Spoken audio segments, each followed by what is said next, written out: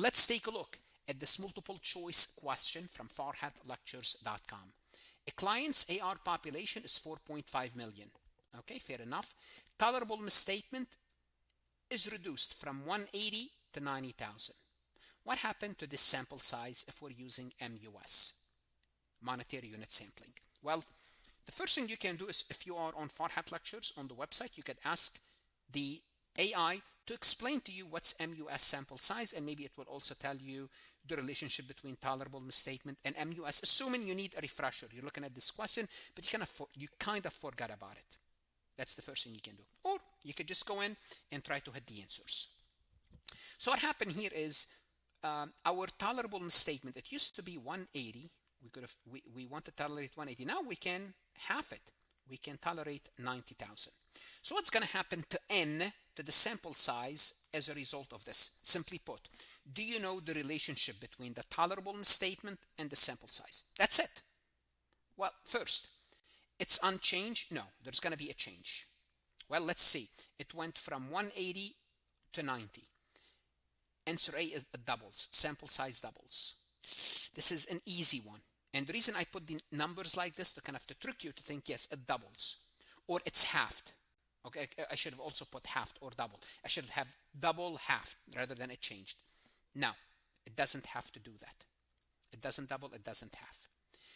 What can we say? What can we say about the sample size? We cannot say it's going to double. We're not going to say it's halved. We cannot make that determination. But at least we need to know the direction, right?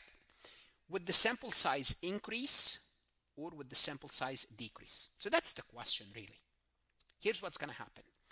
If you can tolerate more errors, if your tolerable misstatement goes up, and in this situation it went down. If your tolerable misstatement goes up, you can do less work, so N will go down. In this session, your tolerable misstatement is going down. You are tolerating less. You want to be more careful. You don't want to miss anything because your tolerable misstatement is very small, and as soon as you cross it, your account balance is not fairly stated.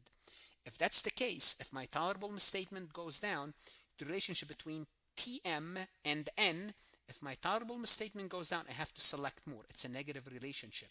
It's an inverse relationship. Therefore, I need to do more work. Therefore, my sample will increase. It doesn't double. You cannot say it double, but it's going to increase. So you cannot make that decision. All you can say is you need a larger sample size. It doesn't mean it will double. You cannot say it's going to double. So it's not always proportional. It's not linear. B is the opposite effect, and TM does affect the sample size. What should you do now? If you want to, you could also ask AI to explain the correct and incorrect answer in a similar way, or ask AI to give you another similar MCQ to practice one more time. What should you do as a CPA exam candidate, as an accounting student? You want to go to Farhat Lectures, look at additional lectures, multiple choice, podcast lesson. Use AI to help you learn the concept. We are here to help you. The best investment you can make is invest in yourself. Good luck, stay safe, and God bless. Want to see more CPA exam multiple choice questions solved step by step?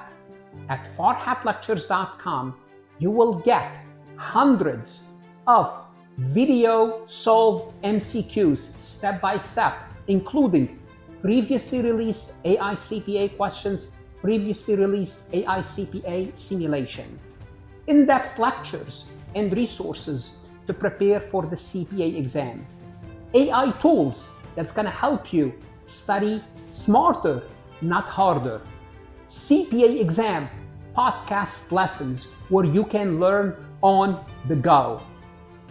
And also you will get the personal guidance of support of Farhat and his team. If you are serious about passing the CPA exam, this is your next step.